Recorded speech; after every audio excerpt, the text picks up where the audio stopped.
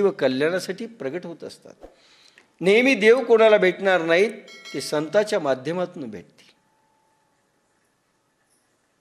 संतामध्ये ते प्रगट झालेले असतात, गुरुमध्ये प्रगट झालेले असतात, सद्गुरूमध्ये प्रगट झालेले असतात आणि त्यांच्या तोंडातून जे निघतील त्यावेळेस त्याच्यावर ते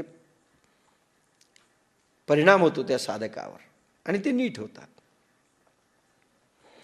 एथ पृथ्वी तळ आप होईल, हे महेंद्र पदही पाविजेल, परिमोहान फिटेल मानसीचा.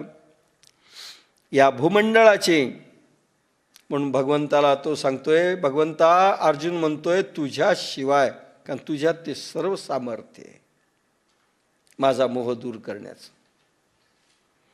या भूमंडळाची निष्कंटक, पण तेवढी ॲक्सेप्टन्स पाहिजे असतो. शिष्य त्या मनोवृत्तीनं, भूमिकेनं मी ऐकणार हे जे काही सांगतील, तर त्याचा परिणाम होतो. विचार करेल, ऐकलं तर ऐकेल, नाही तर नाही ऐकणार, काही करा, नाही होणार.